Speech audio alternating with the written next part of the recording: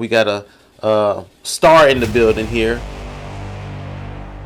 Community activist, social activist, a minister, a leader, an elder in his own church. I don't share this a lot with people. This is the type of setting that you put it out there. And I came in, I was out there playing. I came in, I just said, I want to be a bum. She said, what did you say? I want to be a bum. She just listened. She never said anything. She never corrected me. She just let me talk.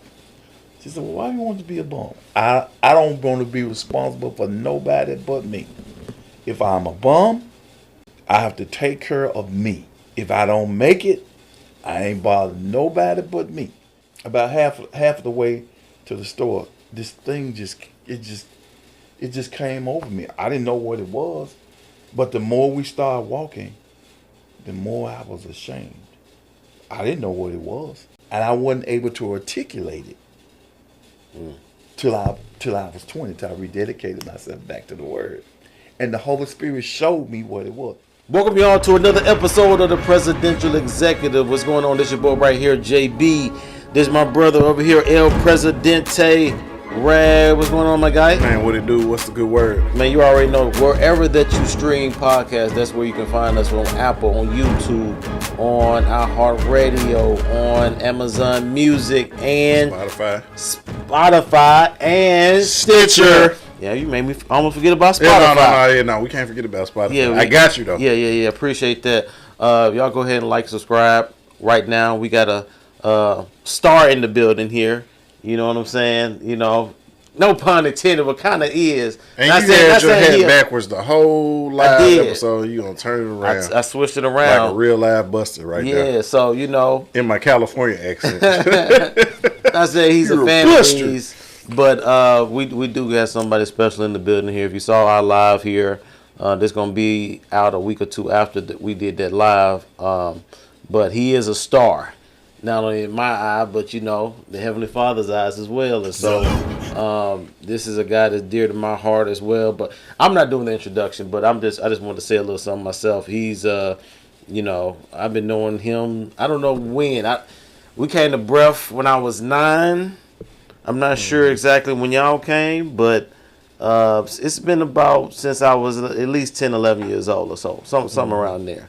Him and my dad was real cool, and so many conversations I know that they've had. Some of them he's let me in on that they've had. You know what I'm saying? So I look at him as a father as well. You know, praise father God. To my guy. You know, bro, Rag over here means a lot to me. Cause we've been wanting to get, we wanted to say like the old heads, you know, kind of on here or whatever. You know, we want. And we've been talking about it for a long time. We've been talking about it just because I think this podcast can be like a time capsule as well. You know what I'm saying? You can always go back and look and listen and, you know, cherish. You know what I'm saying? I wish I would have got my pops. You know what I'm saying, on here. You know what I'm saying? Just to have something to reference back to, right? And so we do have a distinguished guest that I'm gonna let Rag finish on right here, man. All right, so if y'all saw the live, y'all heard some things, but I'm gonna say it again. He is a husband, father, son, brother, uncle, cousin, nephew, everything, grandfather, great grandfather. Man, he is a community activist, social activist. A minister, a leader, an elder in his home church, but he's been an assistant pastor. He's been worked in a lot of different capacities in different ministries and churches, whether it was doing like prison ministry or going abroad, overseas. One of the leaders of the Memphis 10-Point Coalition. I mean, it's so many. I'm kind of, this is very cathartic for me. You know, because it's rare that you get to have, you know, your pops in the building, you know, with you, parlaying with you. But, I mean, he's my hero, you know, my Superman. He is not the standard, but he has been the perfect example of what the standard is. You know what I'm saying? Like, it's only one standard, but we're supposed to be examples of the standard. And he used to always tell me that as a child, I'm not the standard, I'm just an example of the standard. I like that. And he was a phenomenal example of the standard. So even when I did wrong. Like I don't. That's why I don't make excuses for myself. You know what I'm saying? Like that's where I got my accountability from. Wasn't no excuse. I just wanted to do wrong. He was talking a lot. I just wanted to touch the high stove. But man, hasn't published like he should have, but he is an author. Believe it or not, low key psychologist, therapist, low key. He didn't finish to get the paperwork, but he know how to do that as well. Man, the one, the only, the legend, the man, the myth, the icon, Elder Rosheay Ragland I. Yes, sir. Yes, sir. Praise God, man. I'm thankful to be here on your podcast and the thing that you all want to do to glorify God, as well as some things you're doing. Just put yourself out there and show that you want to be a blessing to those who turn you on, listen to you live, as well as we'll go back and pick you up. So right. I thank you all for inviting me, and I hope I'll be continue to be a blessing to you all, as well as to those who will look at what you're doing. Yes, sir. Yes, sir. Usually this is how we do this, because as I've seen growing up with the home church of Breath, like we know each other, right? We be around each other all the time. However many times a week that was, Sunday, Wednesday, Saturday, Friday, depending if we had young stuff to do or other stuff. But we really didn't. A lot of people really didn't know the stories. Right. We knew the people. I knew Rag. I knew other stuff. We got more proximity, toward each other. But a lot of people don't know the story behind the people. You know what I'm saying? Like with Mr. Elder Rag and everything. Everybody saw him around. They know what he's about. Every consecration, is it consecration? We did the thing that we do at the beginning of the year. Yeah, the consecration. It was a consecration. You know what I'm saying? We already knew the Rag was to come bringing that heat. You know what I'm saying? Like every time, and so I really wanted to sit down. We wanted to sit down with you just to let's get into the nitty gritty, like from the beginning, like. Where are you from? You grew up in a 2-parent household. How was that? Everything else in between. So which way you want to start it, but I do want to start from the beginning of your journey, story, and ministry and all that stuff. Okay. I just turned 68. Yep. About 3 weeks ago. Yep. Yes, sir. So I just turned 68. I gave my life to Christ at 7, and it was genuine. Nobody forced it on me, anything like that.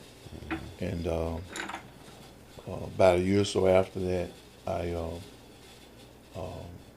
I got away from doing the things that I believed in the Bible, And as Rosheay shared, as Big Rag shared, I just did things because I wanted to do them. That's where I was. There was no excuse. And so after that, I rededicated my life back to the Word of God. I never went away from Jesus. I had to rededicate myself back to the Word of God. And after I did that, I made a decision. I don't care how hard it get outside. I don't care what other people are doing about their personal relationship with Christ Jesus or with God. Nobody was going to get me to go away from that. Whatever I had to do to stay on the straight and narrow, to get up, confess my sins, and go, I'm going to do that because I want to show my allegiance to the Word of God in my life. But and I got a podcast I'm going to be coming out with very, very soon. Please do. And on my first one, I'm going to lay all of it out there. I'm going to take my time and lay it down so people can come back and say, well, who is this guy? I'm going to lay it all down there so they can see that, know who I am, and go back on there and say, well, I missed it. I heard him say that. I want to be able to go back. So I'm not going to do that on you all's, but I'm going to kind of capsule it, right? Okay. So I don't share this a lot with people. And this is the type of setting that you put it out there. I gave my life to Christ at 7. And it was during the summertime. And my mom was a secretary for a local school. And so 2 months after a year that she didn't work. So she's at home doing stuff. And I came in, I was out there playing, and I came in, I just said, I want to be a bum. And she said, what did you say? I want to be a bum. She just listened. She never said anything. She never corrected me. She just let me talk. She said, well, why do you want to be a bum? I don't want to be responsible for nobody but me. If I'm a bum, I have to take care of me. If I don't make it, I ain't bothering nobody but me. And she took it, right? Well, she never told me that her relationship with the Lord, she had 3 sons, and her relationship with the Lord, God told her that 2 of her sons was going to be preachers of the gospel. So after I accepted my call to ministry, I went back to her because she had told me this, right? So I went back to her. I said, you really didn't think I was going to be one of them? She said, no, I really didn't. I did not think you were going to be a preacher. I thought I was going to be your 2 older brothers. I said, well, but what she didn't know was at 8 years old, and this is why it's spiritual to me. There's a natural side, there's a spiritual side. And it was spiritual. The enemy was trying to get me to go against what he had already showed me at 8.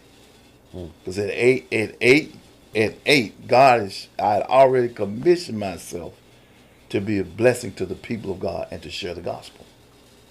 And so he was trying to get me away from that to only be accountable for me. And if I had accepted that in my life, he could not have used me to be a blessing to other people. Now, let's see if we can go back for a minute. Just, I'm thinking 7, 8 years old, right? So, how is one called at that young of an age that you internalized that and knew that's what it was? Like, well, I did not grow up in a 2-parent household. My dad was not in my life. I knew who he was, but he wasn't in my life. So I didn't grow up in a 2-parent household. My mother and my grandma, my mother's mother, they raised me.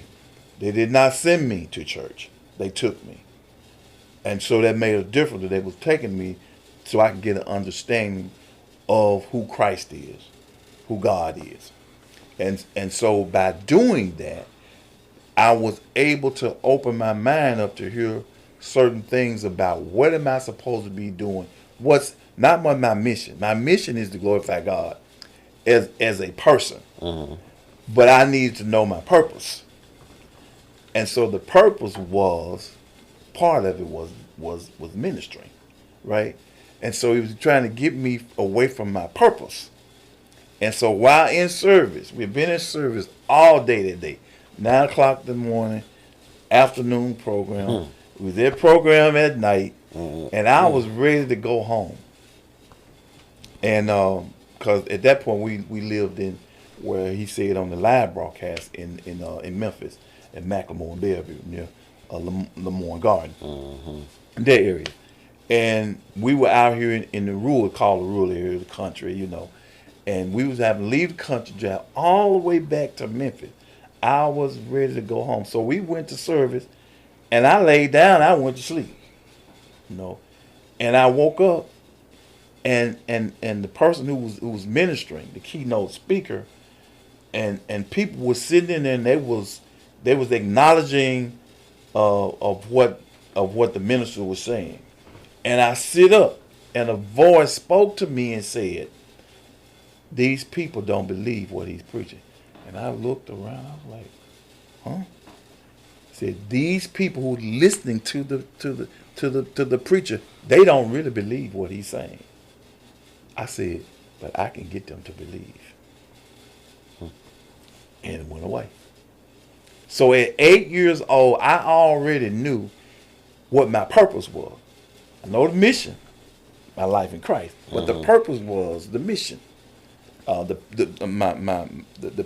purpose was ministry, And so what the enemy wanted to do was get me away from my purpose, by saying, I don't want to be accountable for nobody but Rosheay.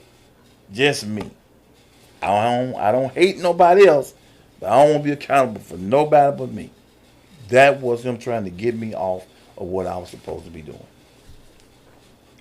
Okay, so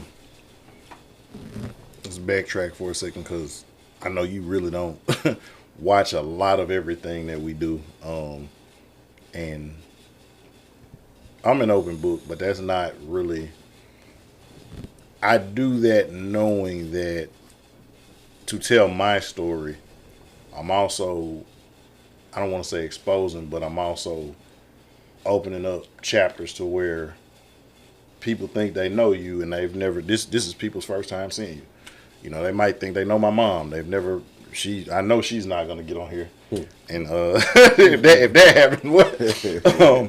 But like I said, I talk about our family a lot. So like I've spoken ad nauseum about, you know, your dad, you know, my grandfather, how it was a blessing for me to grow up in a 2-parent household when neither one of my parents really had that 2-parent, like, because you didn't have a 2-parent household, and then, you know, mom, it wasn't 2 at the same time. Mm-hmm. Like, it was. They weren't living together. Yeah, they weren't right, exactly. Divorced, but they wasn't living together. So, what was it like because you were born in 1957, and then I want to say your brother right in front of you was 6 years older. So that was 51, 51. 49. Your other brother was born in 49. He was born in 48. 48. Okay, I'm sorry. And then 47. Zane was born in 47. Mm-hmm. So in that time frame, and of course you said, like, you know, grandma was a single parent in the 40s, 50s, 60s, not married, never married, you know. Your grandmother or right. my grandmother? Your mom, not grandmother. Right. You're not grandmother. Yes, no. Right. You know, right, my great grandmother, yeah, she was married. Yeah, right. My great granddaddy passed away. That's the only reason. But your mom, not married, right. And then, with the exception of you and your brother in front of you, all of y'all had different dads. Aunt Zane had a different dad, Uncle John had a different dad, and then you and Uncle Prentice had the same dad. Yes. So what was that like? Because like now, that's common. Nobody bats an eye now in 2025. In I would say, I guess when you probably might have been aware of it, so let's say like 1963, 64, what was that like in that time frame to be in a single parent household, in a time in America where traditionally it was a 2-parent household, like unless somebody died or something, everybody had their mom and their dad in the house. Like, what was that like growing up in that environment for you? It was looked down upon by the culture as well as by the church, and more so by the church because technically I was a church boy, you know, and my mother was a church girl. You know, we grew up like that, and so it was looked down upon. I'll tell you how I felt, and I wasn't able to say this until after I rededicated my life to Christ. My mother was physically attractive, and so she said to me, yeah, I probably about 8, about that time. She said, "Come on, let's walk to the store."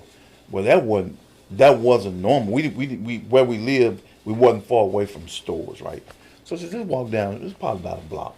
Let's walk to the store." So I was like, You talking about the old Big Star? It used to be a Big Star.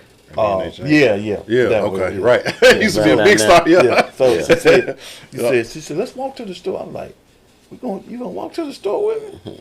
I said, "Yeah, let's walk to the store." Said, "Okay, come on." We walk out the front door, get on the sidewalk, and about half of the way to the store, this thing just came over me. I didn't know what it was, but the more we started walking, the more I was ashamed. I didn't know what it was, and I wasn't able to articulate it. till I was 20, till I rededicated myself back to the Word. And the Holy Spirit showed me what it was. And I went and talked to my mom about it. I told her what I'm saying now. We talked about it just like that. And so as I kept walking, I was like, I got this, the same thing came over me. I was like, and it wasn't about she was my mom. We walked to the store. I was like, I'm walking with my mom, and she was attractive, guys be looking at her and stuff like that. But this the same thing just came over me. And I was like, dog, man, I couldn't express it. But it was just this thing was like, and the deal was, I was born out of wedlock. And that's what it was. And so that from that moment on, I had this real understanding of the culture I was in, and especially from the church, knowing that people look down upon you because your mother was not married to your father. Mm-hmm. And so just so y'all know, he not capping. Like, so when we had to move all the stuff out of my grandmother's house, like we cleaned up a lot, and so of course it's photo albums and pictures and stuff like that. So like it was 7 of them. I mean my grandmother and her siblings. Like my grandma, like in all, it was 3 boys and 4 girls. Like all the girls was bad. like every single one. I'm looking at people like, oh, okay, I see you, Aunt Katie. Like, okay, like, oh, okay, Aunt Dad. Okay, cut up there. Like, okay, Aunt Irma. Okay, cut up. Like, they were all bad. So for him to say they were looking, like, you could look at the picture and see, like you talked about, like Lena Horne or, that, like, I'm trying to give a comp, but just think of, pick your favorite red bone. Like that was, you know what I'm saying? Like she was Ice Spice before Ice Spice. You know what I'm saying? Like she was a very attractive woman. And so he's not just saying that because that was his mom. Because when she came to my existence, she was grandma. You know what I'm saying? And she looked like my grandma. You know what I'm saying? But like when I looked at those pictures, I'm like, oh, okay, I see you cut up then. What? So you spoke on that side of it, and again, I've talked at ad nauseum about both of my grandfathers. Like, what was so again in that time frame, like, and you knew who your dad was, and you hear people like Terrell Owens talked about how like he stayed on the same street. With his, and he didn't even know, but he didn't know it was his dad, you know what I'm saying? But like, you knew who your dad was, but like, what was that like, knowing who he was and being in close proximity? Because even from a family standpoint, I want to say like, was his cousin or somebody like married into the family too? Married one of your uncles? My father's cousin. Right. Married Uncle Robert, right? Yeah, married my uncle, right? So it actually like it was double kin in the family because that's the way it was, right? Now I'll tell you how it worked out. Now we moved from the county to the city, and where we moved from, he was about a block away from me. I didn't know how close it was because I was like 4 years old. I was getting ready to turn 5.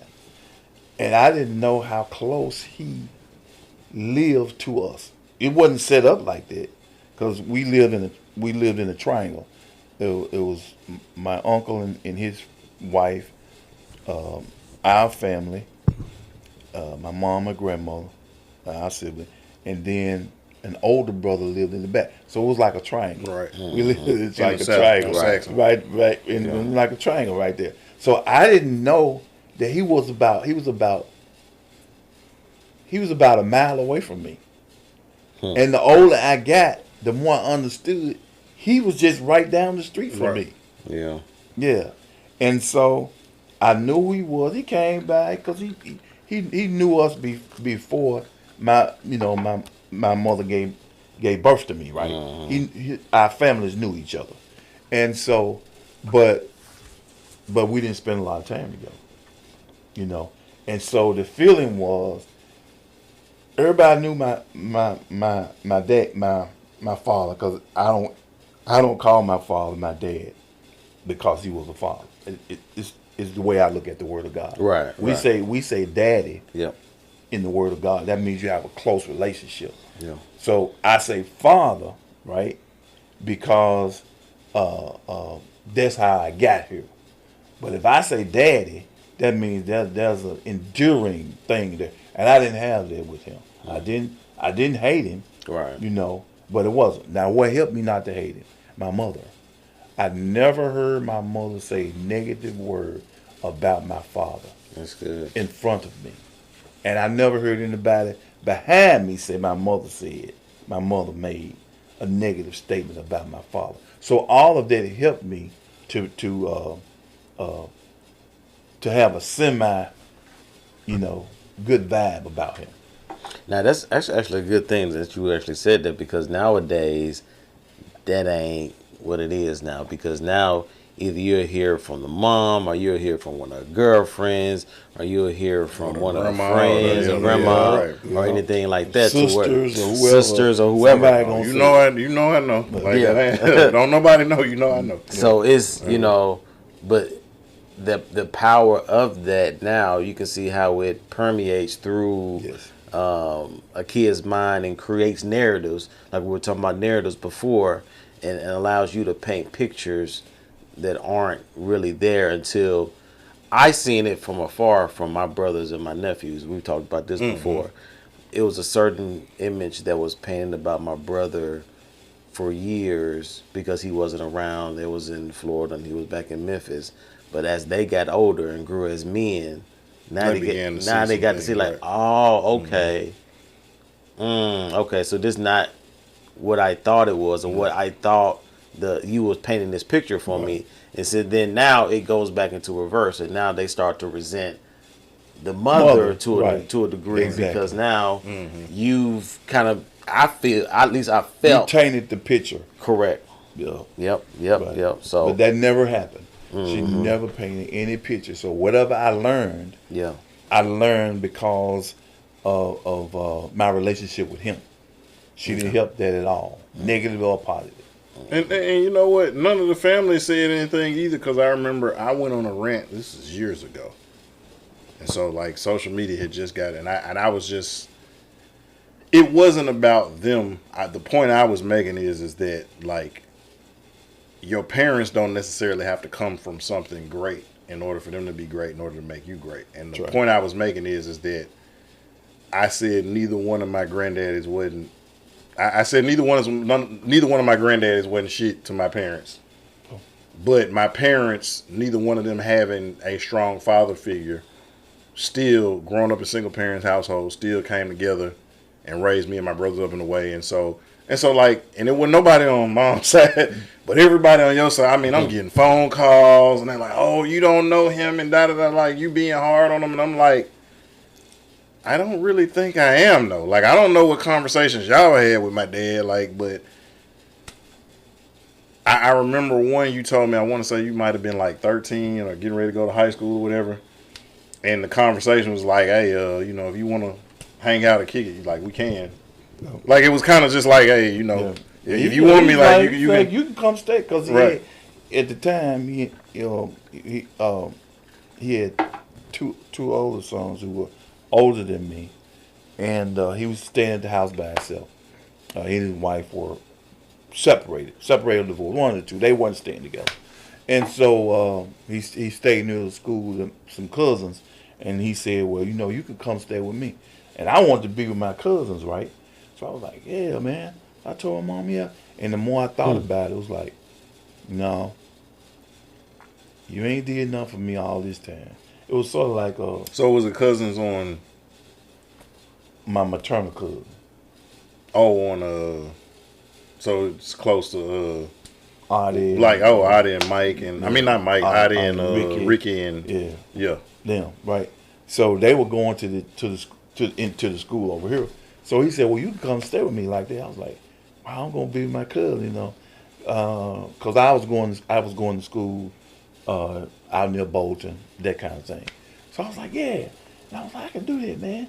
And also I was thinking about, I was like, "No, you did enough for me all this time. I don't think I want to put myself in that situation because I don't know if you're gonna be there for me. I need somebody help with my homework. I need to ask some questions. Well, where you gonna be? You know, those things start going through my mind, and I just told my mom, I could be there, but I don't think I want to do that. You know, right? It was the movie that Nick Cannon played in. Drumline. Drumline, right? Drumline, yeah. He went to his dad worked at the Yeah. Transit authority at the train station. No, he worked. He was at a movie theater. His dad sold tickets at the movie theater. No, it was a subway station. No, it was a movie. No, it was a subway was station. Subway station? It was a subway station. Okay. Drumline. Okay. Yeah, Drumline. Drumline. Okay. Yeah, Subway he was station. selling Okay. tickets at the subway station. Okay. Yeah, So yeah. he went there, and he told him who he was, and he was looking at him because he was matured, and he was like, "Who is this guy talking to me?" He said, "And I did good without you being there," and he left. That's how I felt because he had never put anything in my life, and so whatever I did, it was because of my mom, my grandmother, and the people on my mother's side who had helped me as a person. He never put anything in my life. So I'm not shooting him down. But I didn't talk negative about him with my people because they liked him. And that was because of my mother. If my mother had been negative, I wouldn't have said what you said. But that would have been my thought pattern. Right. Well, it's like you told people at one time, you said, like, you know, based on your relationship with the Father and where you are, you know, like, he wouldn't allow you to do it, but he sent me because I'm going to do it. Like, and you ain't got to put it down. I'm going to put him down, but not because, and this is the messed up part about it. He had to be a charming guy. Yep. Because, like, the way that I am, I don't really get that from you or mom. So it had to come from somewhere. So as much as I don't like Eddie Lee Miles or Jesse Red Montgomery, like, I know my charm and my charisma came from somewhere. DNA that's there. You see what I'm saying? Yeah. And so it's like, I know. So as much as it's like y'all didn't really leave, because my thing is like when he passed, he didn't leave you anything. I don't know if you're. And the crazy thing is, and I don't know if you noticed it, but like sometimes we've been at funerals or stuff and you introduce me to your siblings. And my attitude is like, I don't know them niggas. Like, you didn't even give us your last name. So like the reason why I ride so hard for Ragland is because Ragland gave me their last name. Oh. You see what I'm saying? So that's why when I say I'm Big Rag, I'm D-Rag, because like y'all Ragland by force, I'm Ragland by choice. So ain't nobody gonna rep Ragland harder than me because I ain't even supposed to be Ragland technically. But Ragland got bestowed on us. It's like, no, y'all gonna be Ragland since y'all can't be that. Y'all gonna be Ragland. So that's why I ride so hard for it. But it's like, I don't know what your other siblings got. It's a whole side of family we don't even know. I potentially could have tried to talk to some cousins or something and wouldn't even know. That's true. Cause we didn't. You see what I'm saying? Yeah. And so when people talking about he's so good, no, like we don't know a whole. And you was messing with me. Was it Saturday? You was like, dang, Rag, you related to everybody. Yeah. But it's a whole side, so it's a whole lot of people I don't know, right? Mm-hmm. But so and again, the forgiveness and the grace that you showed to that situation, that can speak to. We ain't got no excuse because we got an example of it. Right. Moving forward a little bit, and you know, JB, like, you know, I don't want to, jump in when you think of something. So we know about the genesis of everything, and then kind of the point where you gave your life to the Lord and kind of what started a path. Speak on, because at a young age, and I've shared this before, but they're hearing it from me, which is secondhand. You were actually around when the sanitation strike happened here, when Dr. King came here, and you spoke about that in the live episode. And I've spoken about that, but like, oh, Rag, he just capping, he talking, but you actually were around when they were planning the sanitation strike with Aunt Irma and her husband at the time, Randall. Speak on that time, because you couldn't have been no more than 9 or 10 years old. I was 10, getting ready to turn 11. It was just a couple of months before that was April. Actually, it was the next month I was turning 11. Around 68-ish. Around 68, yeah. And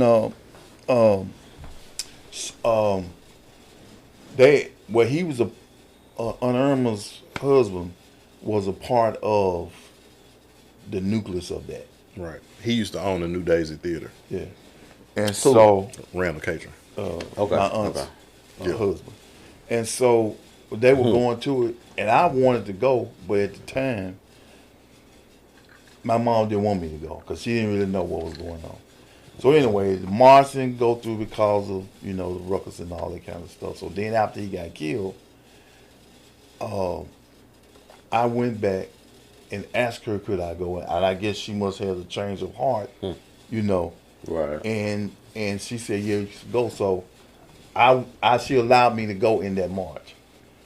I'm telling you, I can't sit here and tell you what really happened because it's so far back in my mind, I can't even pull it up. But I went to that march when his wife led the march, Coretta. And my mother hid a lot of that from me because I was the youngest of my 4 siblings. And a lot of people talking about all of that. I didn't really know because she kind of kept it from me. And in one sense, I'm glad. You know what I'm saying? Because it would have really changed my mentality among white people. And even though we got white in us, but it really would. I really would have been more angrier, and let that anger come out if my mother didn't shield me from a lot of that. Yeah. But yeah, I was a part of that. Did you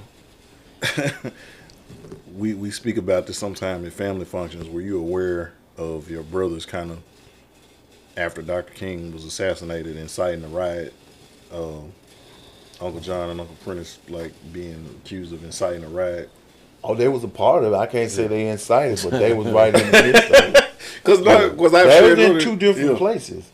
Uncle John was in Arkansas, Prince was in Texas, and they both, and they didn't even really talk about it. You know what I'm saying? But I saw the newspaper on both of them. Right, that's what I'm saying. Yeah, I saw the newspaper on both of them. They was right in the middle of what was going on when that happened. I was like, wow, And I just got a question for during those times, because you were born in '57, and so was that toward the end you saw where they kind of separated the waters with the colored and the the white stuff, right? Yeah, you saw it on television, right? I'm a man, those type of things. Those type of things. Yeah. Now, this is kind of like an outside question. So just like with segregation and everything that came with it, then you had the civil rights movement. And I've heard some people in that era talk about it now. Do you think, looking where we are now and how things are kind of set up, was segregation and implementing everything with integration? Do you think that was a good thing as far as kind of where we are now? The ideology of it was good. Okay. But the execution wasn't. Okay. Right. And because what they did when they started doing all that, and blacks have to go to white. Well, no whites weren't going to black school. We were going to white school. Right. So what is that? Yeah. So that tells you right there that their mentality was off. They weren't really concerned about us as human beings. Yeah. It was just to validate whatever they wanted to do. When they did that, they came in, took all the better teachers from the black schools and put them in predominantly white schools. And then 5 years after that, then they started opening up, well, they wasn't called charter schools at the time, but private schools. Right. And then they went to private. We still had some like MUS. What's the other? Start with an H. Harder. Harding, but now it's a Hutchinson. Hutchinson. Well, they had them schools was 100 years old. So I'm not talking about them. I'm talking about Fedware and all them places like that. Briarcrest, all them places like that. Them places came up. The other places, you wasn't going in them places, no way. They was all white, and you weren't coming. They was private school. Right. So nobody, you couldn't make a black come in there because they were paying for the school. Well, at least they say they were paying for them. All right, they paid a lot for them, but they do a lot of stuff we don't know they do.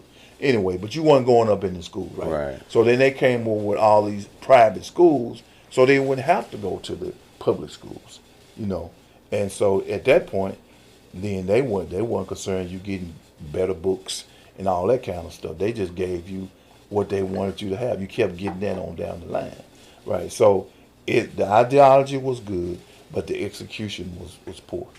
Okay. Yeah. We get that. Okay, so before we, I guess, move forward, also, because these are things that I've shared, but like I said, it's secondhand. Like, do you, as far as your knowledge, like I've spoken about how like what Uncle Robert did with the busing, and how he was like the first. I wonder, was it the first black bus driver, the first black? No, what they did was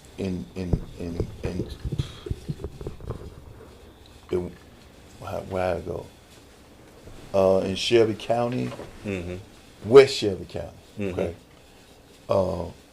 they got the first black, first buses. So they went to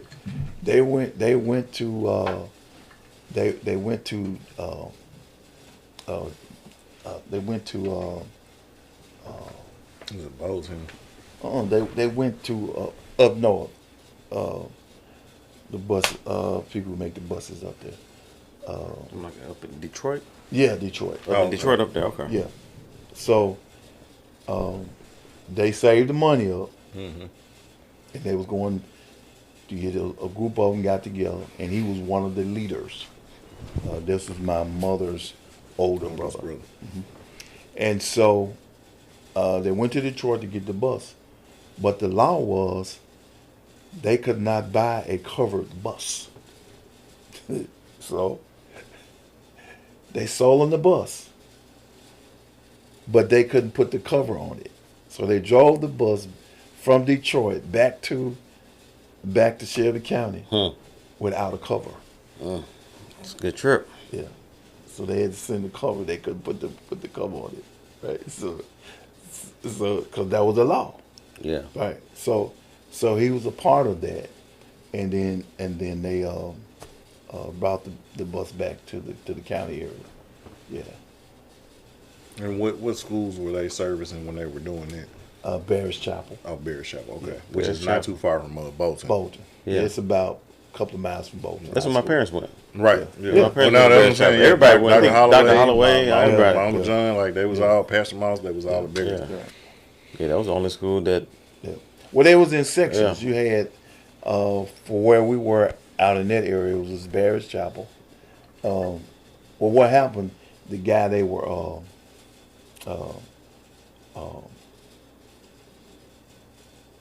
they had slaves. Things came out, so he donated. He donated to our congregation some land, and because he gave the money for it, his last name was Barrett's. So we named it Barrett's after the guy who donated most of the money, and then we put Chapel on there. That's how we got the school name Barrett's Chapel. The guy who gave us the money, his last name was Barrett's, right? So they did that. That's how the name of the school came about, because he donated the money. Yeah, I want to say all them, but like even like Bolton. Bolton was like a slave owner, He was a slave owner. He And gave then, the name. yeah. His last name was Bolton. right? And then Right. Bartlett was actually somewhere still. If you go to Bartlett, you'll see the sign that say Nicholas Blackwell High, but like Nicholas Blackwell was a slave owner. But That's it the was street. for all of them. That's was- the street that's it's on. Right. Or Right. what But the yeah, other street? Right. But yeah, no, but he was a Blackwell, slave owner. What yeah, happened like, yeah. was he gave them, because I was looking this up. I was doing something. I can't, my man. Anyway, I was looking up to see what things happened. I was like, well, where did Bartlett come from? So when I was looking it up, it was actually named Nicholas Blackwell, right? And so the first year was 66 or 7 or something like. It didn't stay that long. They gave the land to Bartlett for the high school, and then when they said blacks was coming, they took their name back. So they can't take the land back because they had already built the school, right? Yeah. So they took their name off the building. And they so it named wasn't even that. about the fact that he's a slave owner. Let's change. It's like niggas coming to the school. Yeah, exactly. They take my name off back. of it. Snatch. But it's still on the building though. Yeah. Like I forget where it is. Like it's a certain part where if you're coming in, you can see it on the like it's On still the- in there. Nicholas H. Blackwell High School. Yeah. It's still like engraved in stone. Wow. And so again, I don't know if you know this. We joked about this, but like when he talked about like the church that he grew up in, that culture. So like how hard it was is when you go and you look at the bricks on the side of the church, and I want to say it's like what 19 families that first started their church, and all of their names are on the bricks, and like one of the names is kind of like toward the top is Ragland. I word. And so, but then what I want to say is out of all those families that's still there, I don't know about everybody else, but I know Ragland's still there. Like, I don't know if all the other ones still there. But at Oak Spring Missionary Baptist Church, which is right next to Barrett's, right down the street from Bolton, like Yeah, you see that's you see Johnny Ragland's name on the brick. Yeah. And that's why for the most part, most of our family in this area, like when we pass, like I don't know how they got it set up, but like a lot of them are buried. It's That's like what a y'all- plot of land where they bury like church members and stuff like that. But like a lot of our family are buried on the grounds across the street from Oak Spring. Yeah, what they did was they, to when they bought the land, the people who was there, they like you do now, they buy plots. Right. So you pay for it up front, so you could come in and when you pass on, you could. Just you don't could- have the area. You're right in the area. So they did. So how did that work? Did they do it for like the whole family, or what? Like how did No, you can do it for the whole family, for people in your family. No, I was gonna say, but I'm just saying it's a lot though. Of Well, people that are because we've been family that's there a on it. long time, Yeah. you get a little favor. Oh, okay. Because I was gonna say, but Well, you still got to pay for it. Right, because right, you get right. a favor to be Right, in there, yeah. right? with the exception of maybe Aunt Katie Well, All Katie's in Missouri, Yeah, but all of grandma and all her siblings Yeah. are there. yeah. And then like a lot of Well, the- they could have been They could have been buried at National Cemetery because 3 of the sons. All three of them sons was- were in the military. Yeah, all 3 of them was in the military, but they didn't want to be. They didn't want to be buried in National. And your dad was in the military. Yeah, he was in the right after the World War II. What was the Korean War. Korean War. Yeah, he was in Korean War. He got wounded in battle. Really. Now that's actually what kind of led to him passing when he did, because they never removed the bullet from him. Yeah, they did. And, like, Still some of the the scrap lead metal poison was in it. still inside. Yeah. Yeah. Yeah. So okay, so now as you're going through your ratchetness where you just running from your calling and you being a managed little boy in South Memphis and doing hood rat stuff with your friends and your cousins, at some point you decide you're going to start playing basketball. Like how did you get into that and speak on Well, that career and what you did in it? like most people in Shelby County, basketball was the top sport. Basketball and baseball. And others kind of like fell in line. track, football, those kind of things. But basketball and baseball was the top thing. 3 older brothers, my mother's siblings. All 3 of them could play baseball, but the middle brother was the baseball player. Uncle Sam. Yeah, and he probably could have went to college doing it because that's how good he was. That's my cousin Mike, the one who did the podcast Rags Rants. That's I know his. what you're talking about. Okay. Yeah, that's his granddaddy. Okay. Yeah, and so the older one and the youngest one, their main sports were basketball. Uncle Robert and Uncle Charlie. Yeah, but they all could play all the sports, and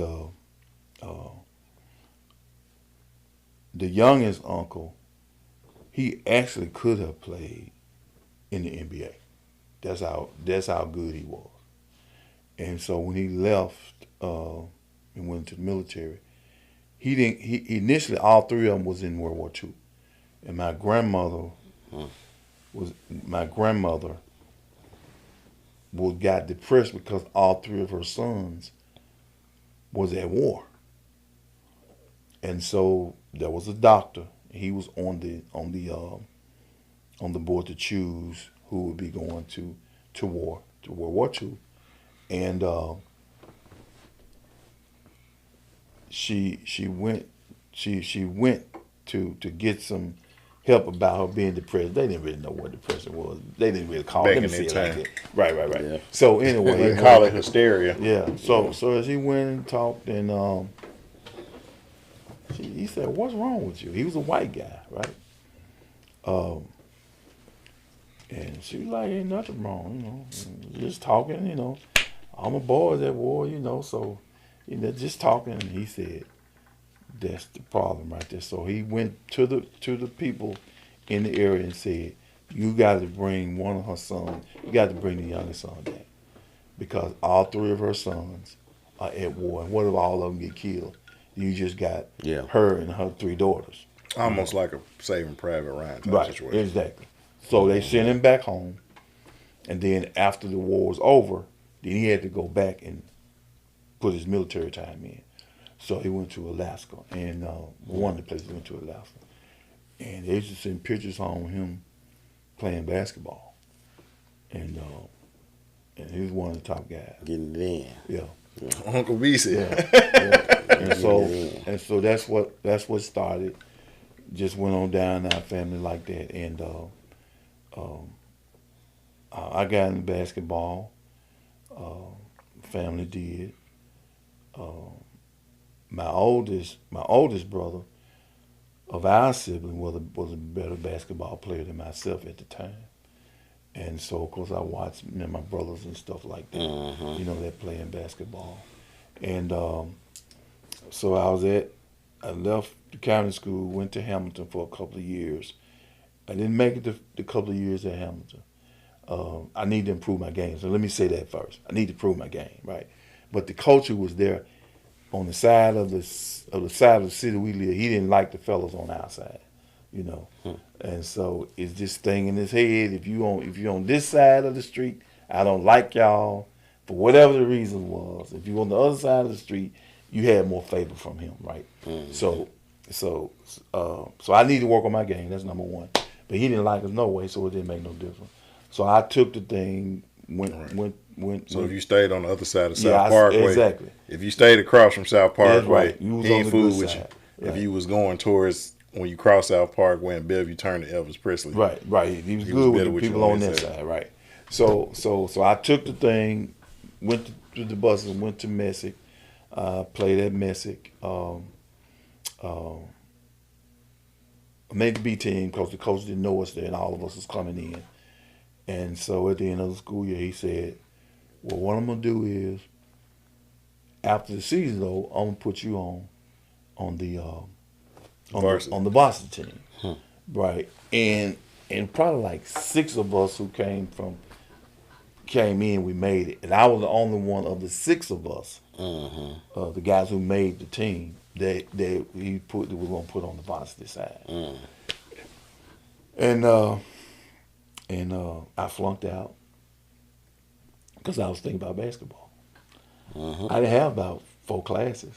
Two of them was one class, and the other 2 was history and English, right? And so the classes that I didn't really have to do, because I feel like I could do the other class, because that's what my mom did. My mom did Right. all that kind of stuff, Type, right? yeah. So She could type 90 words a minute on a manual typewriter. and no mistakes. And I mean, manual was the jump where you got to pull the thing. Yeah, I right, remember like, that. Yeah, I remember that. Yeah. So I flunked out because I wasn't paying attention, and so that means I didn't get moved up because I couldn't play. I couldn't. My teacher, I said, just let me do something to make it up. I'm not gonna do it. I said, I come to class every day. Just let me make it. I'm not gonna do it. You've been here all this time, and you didn't do nothing. I'm not gonna help you. So the coach said, Ragland, man, if she ain't gonna let you make the work up, you can't play. So I couldn't play. I played the first half. I didn't play the second half. But the following year I did. I knew what I had to do. Right. You know, and I was able to. I was being one of the. I was one of the captains on the team my senior season, and that's how I got into basketball on that end. I left there. Went to college in Florida. I actually did the letter myself. My assistant coach was supposed to give me a letter so I could mail it to the coach there. And it's just other stuff kept coming up. Well, I know how to do that anyway. So I just went and typed the letter up and took it to him. And I said, I need you to sign off on this. And he was like, well, what is this? So he read it. He was like, Dad. He said, who wrote this letter? Yeah. I said, I did. He said, you did this? Yeah. I said, all I need you to do is sign. So he signed. I took it and got me a thing from the office because I worked in the office.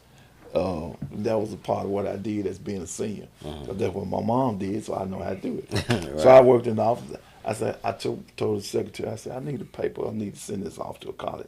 Oh, it's in there. I went, took the paper, and ran it off on the school paper, on the school letterhead. On the school letterhead, right? And I took it back to him. He signed off on it, and I mailed the letter to the coach in Florida. And so myself, my cousin, and I, we went down there, did all our paperwork ourselves. I worked during the summertime, saved my money up. My mom didn't have to do nothing because I had all my money. So of course I got some grants and stuff like that. Right. But the first semester, most of it I paid for that myself. Went down there anyway. He liked me. I'm technically I made the team, but I didn't make the team because he had to put some players from the community. It was a community college, but it was the top college in '75. It was one of the top 3 colleges, top junior colleges in the country, right? And so he said, if I didn't have to put these other players on here, you'd be one of my 12 guys. But I got to do this because these people look at me to put some local players on the team. Yeah. Right. Well, I'm from Memphis, man, and I was like, man, you just, if I'm supposed to make the team, man, you got to put me on the team, right? So he put me on the team, so I stopped practicing. I didn't do nothing. I could have went to the gym. I could have been in the gym like the everyday boys, just like they was being, right? Yeah. But I was angry at that point, so I ain't do nothing. We running around, partying, doing whatever we was doing. I wasn't in no shape, man. And I told one of the guys, I said, well, y'all, I love y'all fellas, man. Hope y'all have a great year, man. I ain't coming back. Got a call from the guys we were staying with, and he got the call. My mom answered the phone. She said, somebody want to speak to you from Atlanta. I said, from Atlanta? So I came to the phone and said, what's up, Rag, man? I said, man, how you get my number, man? He said, I got it from the office, man. Gave him your number. I said, what you calling me for? He said, the coach, man. He said, I want you to come back down, man. Come back down for what, man? He said, man, them Negroes, man, they done flunked out, man. Them guys can't play, man. He said, come on back down, man. I said, man, tell the coach I appreciate it. I said, man, I ain't in no shape, man. I said, I ain't come back down there and look like I'm a fool, man. I ain't played no basketball, man. Yeah. Tell him I said thank you, but I can't do it. So that messed me up there. Came back here. My aunt, my youngest aunt, and she was an educator. She knew some people at Russ College. She made a call down to some people that she knew, and I got an opportunity to coach down there. Well, he was a track coach. He talked to the other coach. You know, he knew the family stuff. Said, "Come on down." So we came down. I did a walk on. Some at the time, some of the guys, and they were about 4 years older than me, and we did some scrimmages, and I made the team. And called the guys up. There was 3 of us there. He said, "Who you want?" He said, "Out of these 3 guys," and they said, "Well, that guy is right there. That's the guy right there can be with us." So I made the team, but I ain't never played because I was scared of Mississippi, man. I was scared of Mississippi, man. Now, what position did you play in? I playing ball. played 2, 3, and 4. Okay. Shooting guard. I also could play the small forward. 3. Yeah. Yeah. And see, what a lot of people don't know, you can't tell now, but like, that man had hops. He had the bunnies? No, he had the bunnies. I'm talking about at 40 years old. When he was 40, this was like 28 years ago, he could jump up and he would be so high. Like, he could dunk, but he would lay the ball up over, like, you know how you seen the viral videos where the guy look like he gonna dunk and he just just lay it. They're like, that's how he would lay the ball up. Yeah. So I remember I actually didn't know I was that high, really. Man, I was just jumping. I didn't know you had the bunnies. I remember when we was in middle school, they did like an intramural thing where they had like, Yeah. you know, basketball players play versus the parents and stuff like that. And like, all my classmates were like, man, who was it? The Dr. J dude was killing us. That's what they called the Dr. J dude because he was so high. Yeah. And like, he'd be wide open. Like, he could have just laid the ball up one hand. He goes up and then switches hands. I'm like, oh, you just rubbing it in now. See, showing out. And so, like, no matter, I remember growing up, no matter how good I played, it was always like, you ain't as good as your daddy, though. And they wasn't lying. Because he was amazing. Because Bird could hoop. Oh, yeah, no. Bird was good. But I will say, Jonathan wasn't as athletic. If Jonathan had my dad's athleticism, Been different. but then, too, John, his mind, like, at the time, if he had his mind now, his mind at the time was very passive. His mind, like his mind now, he could do it. His mind then, I mean, was very passive. Like, Right. oh, I'm up under the goal for a layup, but JB's wide open at the 3. And it's like, you know, I ain't gonna say who we was talking about the other week. It's like, I'm gonna pass it to this guy who never shoots in the game. Like, Yeah. and that was the kind of stuff he was doing. Like, now, Jonathan gonna take the layup every time. For sure. But like back then, he was kind of. But like now, Jonathan, as far as his IQ, because he basically took everything he had, the stuff that I was kind of beating in him. You know, when we was playing, he took everything that I had. This dude could shoot left hand, right. Like, they didn't know what hand he was because he could shoot with both hands. Like, he used to watch Pistol Pete Maravich's tapes and A&1 stuff. Like, That was the he dude. was doing that with a tennis ball. Yeah. So like, but like I said, but no. So how did you get to the University of Memphis? Because you ended up getting on to there, and then eventually your life segued in a different direction after that. I would have played at Memphis State, but because I got the scholarship at Rush, you can move up. At the time, you could move up. You up and you can move down, but you can't be down and move up. You have to sit out a year. So I already missed a year by going to the junior college. Yeah. And to sit out another year, I was like, I ain't finna do that.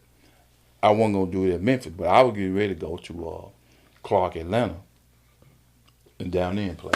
And so I just decided I gotta give it up. I can't keep running at this. I got to move on with my life. But I did actually I made the team, but I couldn't move up. So I told him I wasn't gonna sit out no year. You remember Dexter Reed? Back in the day? Yeah, Dexter about 4 years. He was about 4 years ahead of me. 4 years ahead. Okay. Yeah. Dexter and the other guy who was over at Tredman, what's his name? 'Cause we used all the time I used to play them at the middle school at Raleigh Middle, them, and I can't call his name. But he was on the team with the team with Larry Finch and Ronald Robinson when they went to the thing. Oh, right, because Dexter Reed was like, him and my dad was like super tight. That was one of my dad's best friends, at least when I was growing up, son. Yeah. And he played for Memphis back in the late 70s or whatever like that. Okay. So that's why I put Dexter Reed, because I figured y'all might have been close to the He's same about, era. He's about 4 years older than me. Yeah, okay, okay. Yeah. Okay, so what was it like? And you didn't. People in the know that knew and you shared it. It wasn't a secret, but everybody didn't know. Like, what was it like being? Because you were a father before the age of 20. Mm-hmm. And so, what was it like at that time being a young man, growing up how you grew up, and then now here you are as a father, at that point, in your life? Like, what was that like? And then you're trying to navigate the college thing and doing all of that. Well, in college,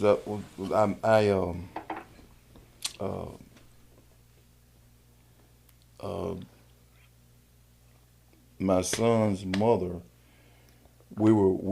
I asked her to marry me after we graduated from high school, and she accepted the offer. But the plan was, let us go and get our degrees before we get married, and I agreed on that. And so in the process of doing that, she got pregnant, and we both in college, and so in the meantime, that's when I came back and I rededicated my life back to the Word of God, and even in the midst of that, the idea was we still was gonna get married, but at the time, she didn't want to rededicate her life back to the Lord, and so I was still hoping and believing that she would have done that, so we could get married. In the meantime, as I kept praying and fasting, I had other people praying and fasting me too, because they knew part of that side of the story, and God said, "That's not your wife." Nobody else was in the picture. He just said, "That's not your wife. That's not who I want you to get married to." And so she was about 7 months pregnant. And we sat down, and I said, "I've been praying about this, and other people have been praying with me about my relationship with you. And I'm going to take care of my child. I'm going to do what I need to do with that." But God said our relationship was not supposed to be like this. We cried like little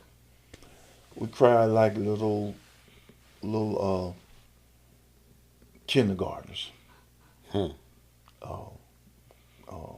A lot of things she had been through in her life that was negative. She and I had talked about it. We had that type of rapport with each other, and she felt like I was getting cold feet. I didn't want to marry, that type of thing, but it wasn't that at all. She was angry, which is understandable, and but she came back from school to her parents' house. I took her to all of her prenatal care things. I was there and things like that, but I just said, "The Lord told me you ain't my wife, and I could marry you, but I ain't gonna do it, because of my relationship with the Lord." So it was hard.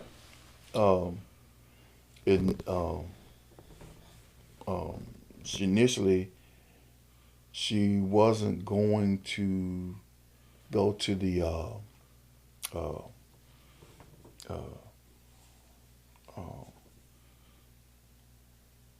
to take me to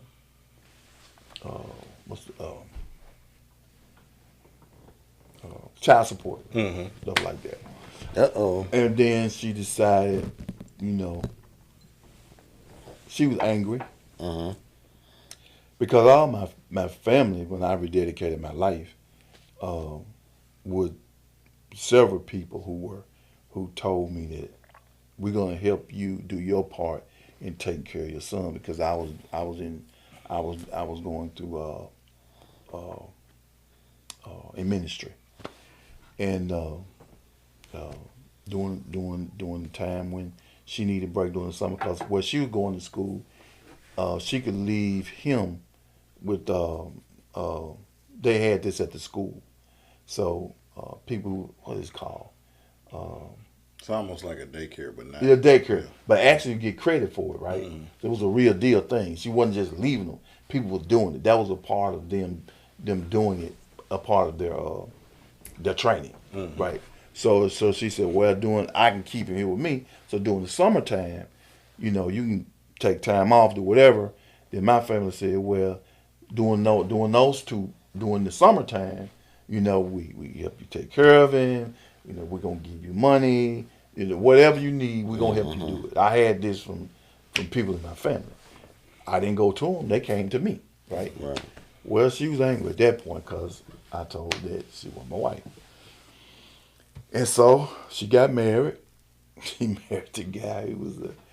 He was the number 2 quarterback at the school, and she married him, and they moved to Florida because he's from Florida, and they moved to Florida, and so he didn't want me in their life, so then she got off of child support, right? And that was good for me because I was helping anyway, right? So got off of that, and eventually he wanted me to he wanted to adopt him. Well, he knew him before he was born anyway, because she was going to school up there, right? So he knew she was pregnant with him. So he'd always had a relationship with him, even in the midst of all of that. So I didn't want to do it initially. I prayed about it, and then he was about 6, and they told me that his grades were good. His grades was going down. Took him to the counselor at school. His grades was getting bad. He was an A and B student. He was making C's and D's and stuff like that. And so they said, why don't you just let me adopt him? And he was mad because his name was Ragland, and he had 2 other siblings at the time, and their name was different. And he was mad because his name was Ragland. So they did all this stuff, right? Yeah. So I prayed about it. I didn't want to do it. I put the thing away. He called me back 2 months later. What did you decide to do?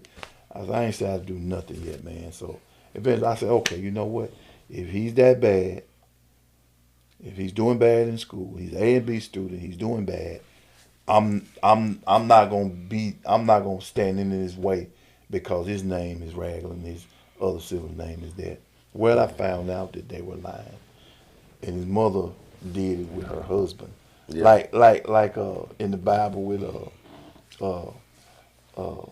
they sold the land for something that came back. Oh, and that's fine. That's how literally that's how it was. She knew he was lying what he was doing, but that's her husband, so she went along with it. Yeah. Well, actually they was lying. He wasn't that bad. He didn't want his name to even be changed. He came and told me that. He said I don't know who told you that. I didn't want you. He said, I'm gonna tell you why it wasn't so. He said, my mother took me and got my name changed to my stepfather's name. She gave me the letter, put it in an envelope, and she put it in my hand. She said, give this to your teacher. The new birth certificate. He said, she put it in my backpack, zipped it up. She said, I had it in my backpack for 2 weeks. And she said, the teacher called me. 2 weeks. She said, the teacher called me and she said, where's your new birth certificate I gave you? He said, it's in my backpack. He said, you supposed to give it to the teacher. I don't want my name to change. Why y'all doing this? I'm glad my name is Ragland. Why are you changing my name? I don't want my name to be my stepfather's name. Oh, he had a fit. Yeah. But he never told me that. He was 7, right? So he said, I never wanted my name changed. He said, but he said they lied to you. He said that he said I told. No, then they spun it to where they made it seem like that was something that you wanted. And yeah. that was that. And to him, so, they spin to him right. like that, like So I didn't really want him. And I'm a smart dude. Like my big brother is a smart dude. So, like we sit up and talk sometimes, and he'll be like, "Oh, bro," like he'll be gassing me up, but like the whole time I'm listening to him, like, "Nah, nigga," but you like he said some stuff. I'm like, "Oh wow, I never thought about it like that." Like he is a very deep thinker, intellectual guy. He served, what was it, the Army? Army. Yeah, he is a military guy, but like was a still very smart guy. And even on his Instagram doesn't have his actual last name. It says it still has Ragland on it. You might have seen him when he posts on my stuff and say Apollo's Ragland the ninth, but like Yeah, I know he's talking about. yeah, like he still used Ragland as his last name on social media. But Yep, I know exactly what you're talking about. so was it 78, 79? You were voted or selected as one of the most outstanding young men in America. Was it 78 or 79? Because you still got the plaque. It was 79. Okay. And then you got the book. You got a book with him, and it's got all the most outstanding young men in America that year. And so keep in mind, he's in the same book with Bill Clinton. Because like the first person, when you open the book up, the first person in the book, and like he was a lawyer at the time. He wasn't even like in politics. He was a lawyer. Yeah. So my dad was in the book with Bill Clinton as one of the most outstanding young men of America in 1979. Like, how did that feel? Well, being selected for that? another person that I knew of the congregation I was in nominated me, because somebody has to nominate you that's been in it, and he nominated me for it. And mine was religious stuff. And the stuff I was doing at 20, the average 20-year-old wasn't doing it. I was going to geriatric centers. I was going to hospitals. My cousin at the time was in the hospital. I went through some training with him. He did me some things in hospital to deal with people who was different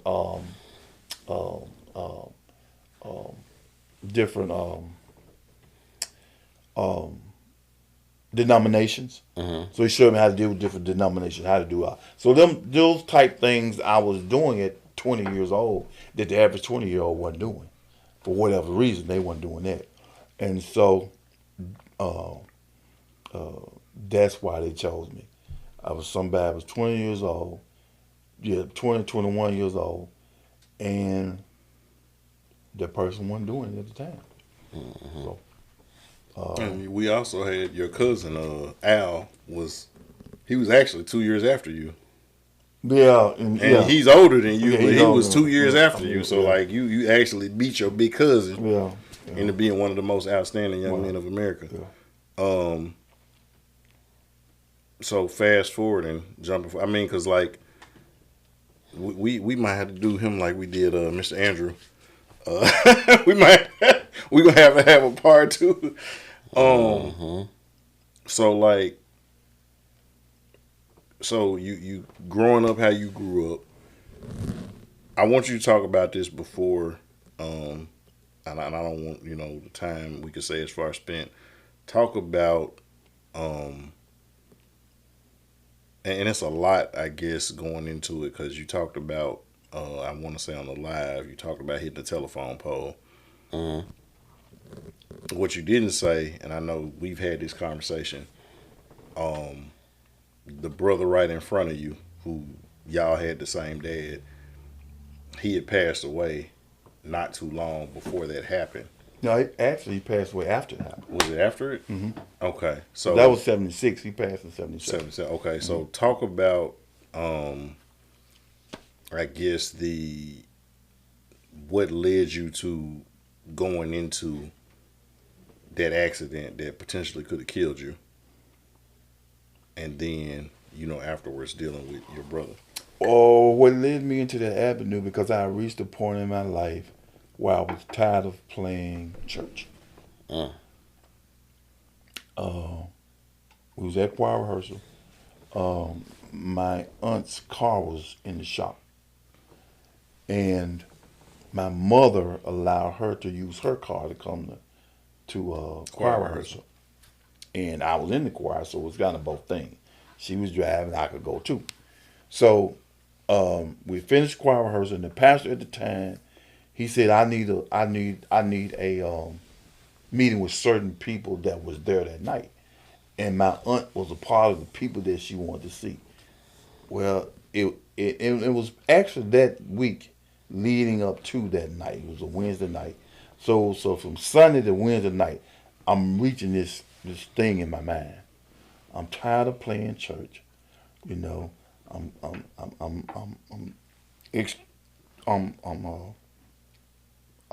doing what people do in the world, all the way.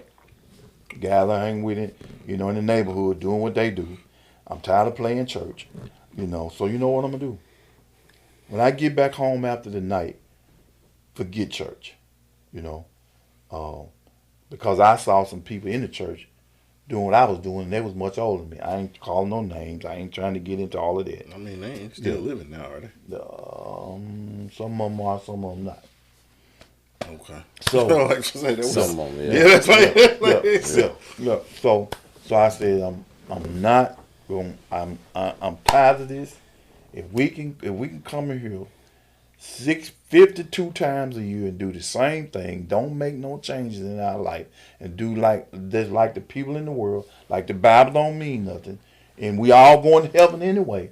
Then I just go out here and do what I do. I know my confession in Christ was real. So y'all talking about once saved, never out. Then long as my heart is right, I'm going to be with the Lord wherever He is. That's how I was thinking. So I'm getting back out here in the streets, and if I don't make it and I go to hell, I'm going to enjoy myself. I can say, look, I enjoyed it. I got to pay for it, and that's where I was from Sunday to that Wednesday night. And when he called my aunt back there, and I mean, it was like I was dancing, man. I was like, man, I got to get back to Memphis, man. I got to get the fellas, man. I'm finna get ready. I'm finna roll these joints. I can see. I'm looking at my man. I'm like, man, I didn't bring nothing out here, but when I get back to the house, I got something. And if I don't, I know who to call and say, hey, man, this is what I need. That's the way I'm thinking right now. I got to get back to Memphis, man. And I mean, it was like, Dad, what? Dad, we've been here for the last 2 hours. How come you got to stay back? 15 minutes go back. I was like, man, I got to go, man. Come on, man. I'm talking to myself, right? On the church ground. I'm like, man, I got to go back to Memphis. I'm getting back to Memphis. 20 minutes. I'm like, what? Where's the time? So I go to the door. Come in. I said, hey, can I see the keys to the car? Oh, she went in her pocketbook, gave me the key. Well, ain't no big deal, because my mom showed me how to drive. I know how to drive. I'm flying, went and get in the car. I ain't gonna do it. Let me turn the radio up. Turn the radio up loud. I'm listening to the radio, man. It's a talk. Yeah, she been in there 30, 25 minutes. I get out the car. I go listen at the door. They still in there talking. I said, come on, man. I'm ready to go, man. I get back in the car, turn it on. Whoop. Whoop that big 450 thing out there, man. I hit it. Wham! Going what down type of car was it? 1971 Pontiac Brougham. 450 up under there. 450. Yes, sir, bro. I hit that bad boy. That bad boy rolled down. And they had them little bitty cockpit seats, right? So you sitting in there like I'm sitting in this, right? And you jacking that big boy, that big roll this thing like this. And I probably went about 2 miles. And all of a sudden, man, my eye, I'm like, what? I'm getting up on the hill, not the streets of San Francisco. You know the things come on streets of San Francisco? Y'all, that's old for y'all time. Old school thing. Yeah. Michael Douglas. Anyway, I saw that. My eyes came open. I was like, oh my God. I'm at this thing, man. And it was a 90-foot incline hill just like that. And by the time I got there, I said, oh my God, I'm hitting that hill, man. Hydroplane up in the air just like that. And I saw it coming, man. And I went through my training at driving school. And they say when you do a thing like that, do not hit the brakes. Because if you do, that car gonna roll over. So I'm hitting the brakes. Hitting the brakes. I'm hitting the brakes. Yeah. I'm hitting the brakes. I'm hitting the brake. That thing went down here. I hit the brake. And I saw that pole in front of me. I said, when I get to the end of this thing, I'm going to turn the wheel. I'm going to miss that pole. I'm going in the field. That thing got to the end of the street. I turned. It didn't move. God had that pole sitting there just for me. I know the car was supposed to go that way and go around the pole. It didn't move. I went straight into the pole. I'm like, damn, why is this car going straight? It's supposed to go that way. Bam. Boom. That pole cracked.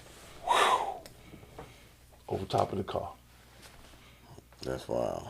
Hit me in my face. My glasses on like that. Hit me in my face. I was like, oh my God. I didn't told my mom's car. I wasn't thinking about me. Yeah. I didn't think about how I survived.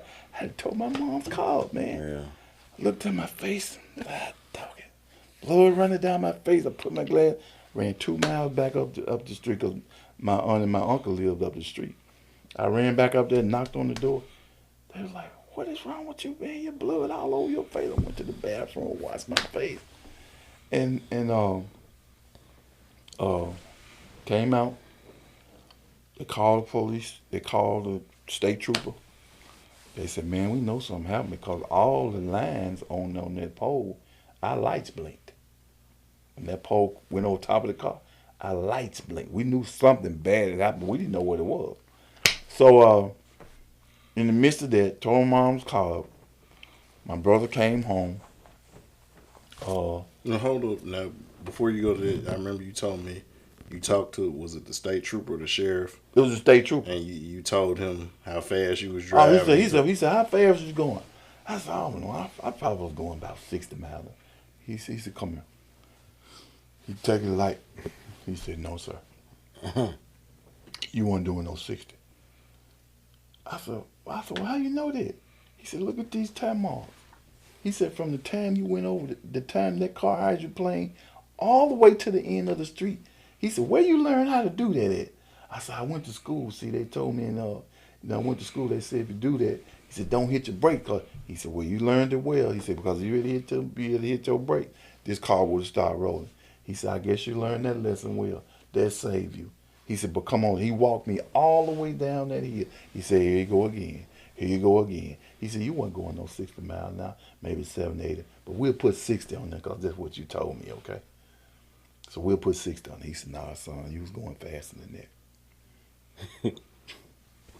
Yeah, but... Okay, so now you said your brother came home. Brother came home. They told me I had to wreck, stuff like that. So he came home. See how I was doing.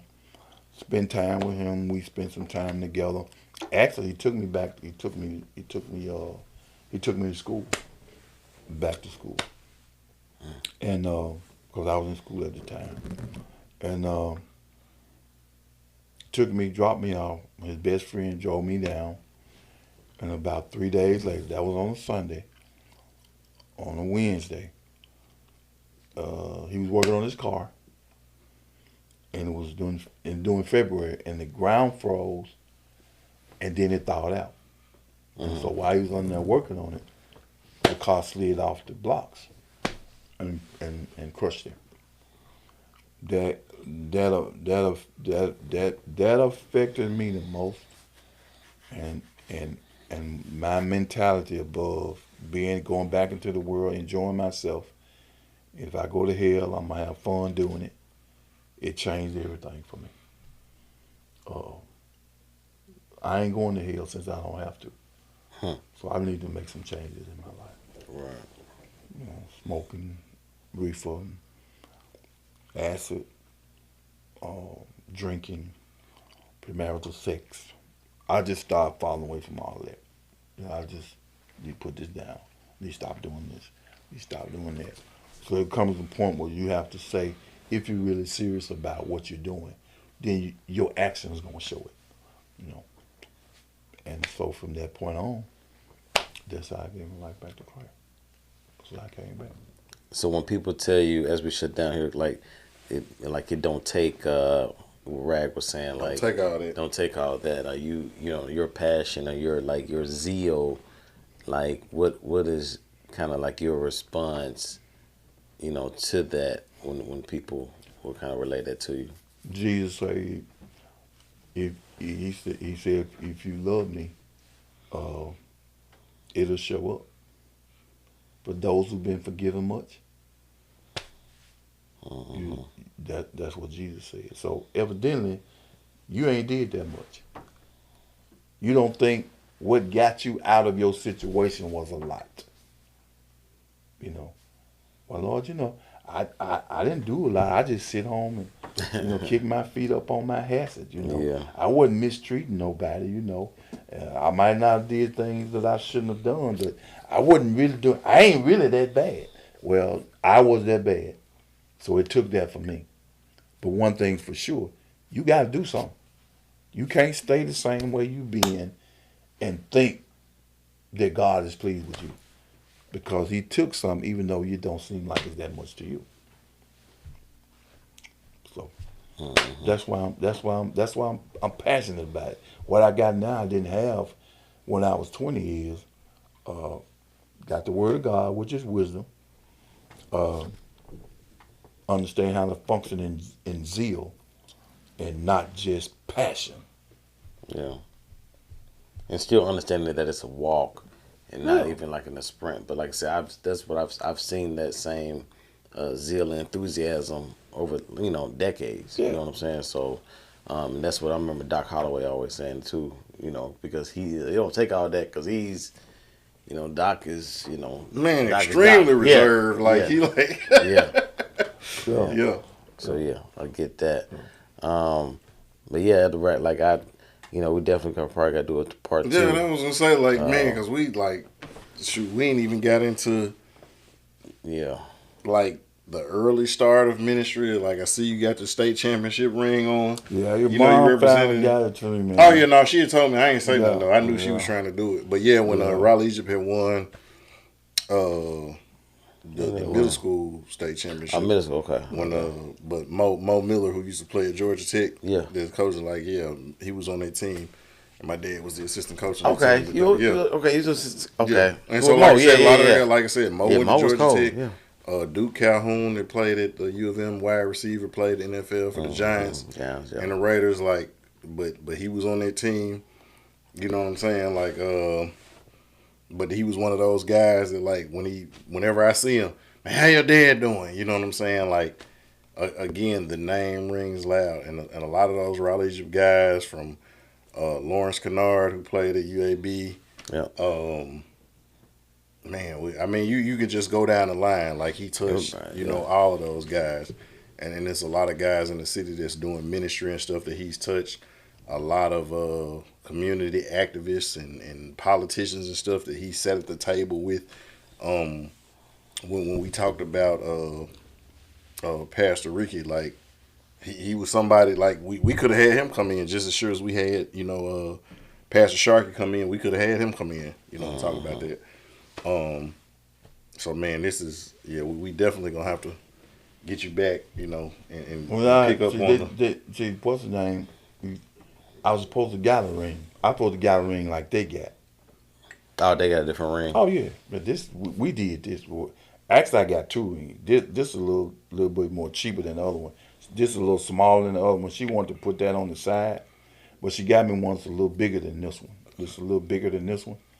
And the principal, he was gonna get me one. And the principal said, he told the coach, he said, "We need to get Mr. Ragland a ring." He was like, "For what?" No, you said the coach told the principal that. Yeah. Mr. Coach Bell told the principal that. Yeah. So the principal, he said, "We need to get Mr. Ragland a ring."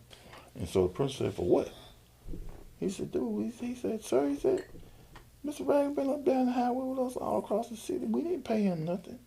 He was doing that on his own. He deserved a ring." At least. He was like, "No, he don't need no ring." He took my ring for himself. Wow. Right. And I never shortly after. Yeah, he died. The couple of years after that, he died. Oh no, it come back. He died. Wow. He died. Karma's a bee, and she on her period. That's crazy. Believe that. Man, I was mad at that, man. God damn. Yeah. I really didn't share that with nobody for a long time. The only person I shared it with was their mother. I really didn't even share it with them. No, you till did later tell on. me that. Not You the told same me deal. that. Yeah, no, not- right after it. Maybe not the day, but I knew. Okay. But I didn't put it this way. I didn't share with a lot of people. Yeah. No, I'm saying because that was around the time, like I told you, when you found out I legit glued all the stuff to the table. What? You remember I told you I glued all the stuff to the table when I was in 7th grade? And they had the principal call you because they was like, they thought I did it, but they couldn't prove it. Oh, you was like. And you remember you asked Thomas and Eric, you was like, did Rosheay do it? It's like, well, what'd he tell you? And he's like, well, he said he didn't do it. It's like, well, that's what he said. He didn't do it. And I told you, like, yeah, that was me. I did it. You like the little boy that's on That's Incredibles. Oh, yeah. Oh, yeah. Can't Look you at the see camera. it? No, look at the camera. No, but see, this was the flex, though. I was the first one out the room. I had already glued everything to all the tables, but I was the first one out the room. So they couldn't say they saw me do it because I wasn't the last one in there. And so as far as they knew, it's like, okay, well, everything looked fine when we did it. It's like, but they didn't know. Nigga, everything was glued down. The staplers, everybody's little models we was working on, the grade book. He couldn't even get the grade book off the desk. I glued the grade book, JB, with the wood glue. That's crazy. You know what I'm saying? Like, no, because he had crossed the line. So now, if I'm crashing out, you got to pay, Mr. Dixon. You don't, but see, you don't remember, though. You remember you went and talked to him that year, and y'all had a long conversation. And he was like a thought in Vietnam, PTSD. The next year, because we had him again in 8th grade, dude had like gave his life to the Lord. He wasn't cussing no more. Like, he was real reserved, talking about the grace of God. And we looking at each other like, what happened with Dixon? this? Yeah, Right? but it was like, and whenever he would see me, he would kind of give me like the head nod, like, and he would, how's your dad doing? Man, your dad is a good guy, man. He, you know, we talked, man, your dad. And I never understood, and we talked one day before I left, and he was just like, when I talked to your dad, that kind of changed. I had to do some self-evaluation. Really? And so now keep in mind, now I didn't ruin his classroom, right? It was almost $8,000 worth of damage. But like my dad come up there and talk to him, and he ended up giving his life to the Lord. And I seemingly got away with a felony because, you know, anytime it's over $500 worth of damage, bro, it's a felony. Oh, no, they tried to get me. They tried to get me, but like nobody saw nothing. And if you're going to do it, you got to be, but I was like, if you got me on, if you got me on tape, you better do what nobody else, bro. Do it on your own. Don't let nobody else see it. Man, look.